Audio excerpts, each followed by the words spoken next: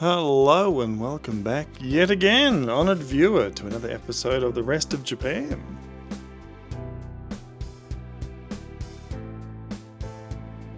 We'll be talking about some of the travel essentials, some of the items that we find very useful to have on you when you're travelling through Japan. It doesn't matter if you're in Tokyo or if you're out in some of the more rural areas, we find that some of these items are just generally beneficial to have on you.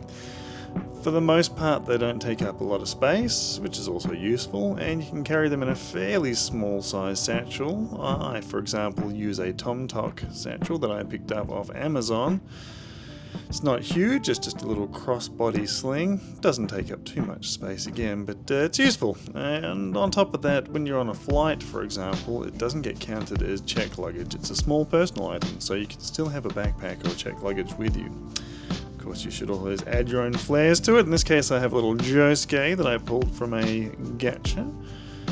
And it doesn't weigh very much. It's mildly, I think, water resistant. It can handle a slight sprinkling, but I wouldn't be taking it in a pool with me.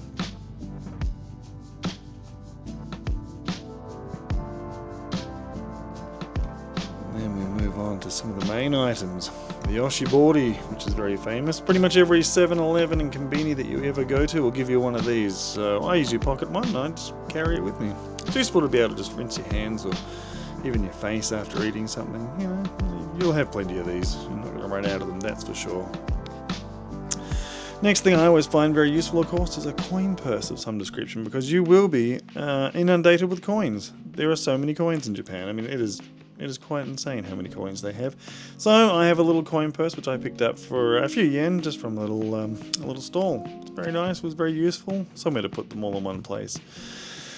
Then of course there's your Wi-Fi, travel Wi-Fi. Some people prefer eSIMs. I prefer having a little Wi-Fi unit because you can connect multiple devices to it, which is much more useful, in my opinion anyway. There's me, hello. USB-C charger, of course, makes it easy and versatile as well. In order to charge that kind of stuff, I have a 10,000 milliamp hour battery bank. This is a cheap-ish Signet one that I picked up for not a great deal of money. I think I'd like to say $30 or $40. It was a while ago, I've had it for a while, but you can charge it up overnight, take it with you during the day, and 10,000 milliamps enough to charge your phone and most devices quite a few times over.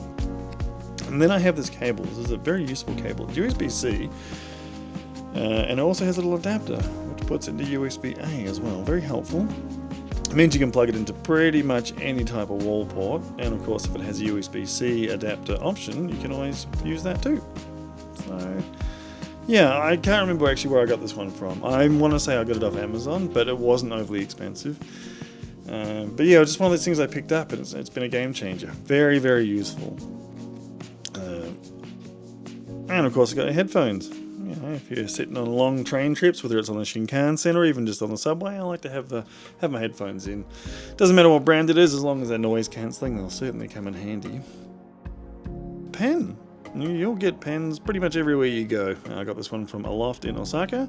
Really nice hotel too, and the pen's nice, good quality pen. Now this is a personal item, of course. This is my Pokemon Go auto catcher. Use this to collect Pokemon as I'm out on my trip through Japan. And of course another one I got was more of a souvenir and turned out to be very helpful, but it was just a little face cloth. I picked this one up from the Cup Noodle Museum in Yokohama, and I mean they don't have hand dryers in a lot of the bathrooms in Japan, so having something like this to dry your hands after using the bath, very, very helpful. So those were just a few of the things I tend to carry. There's a few other items such as my travel card. I use Wise personally. And there's also some other bits and pieces, but those are the main ones. I basically don't leave my hotel room without those. Of course there's stuff like your phone, but everyone's got their phone on them, and a camera as well, which obviously I've used to film all this stuff. And of course we have a little surprise announcement, and that is that our website, which is restofjapan.com, is now live.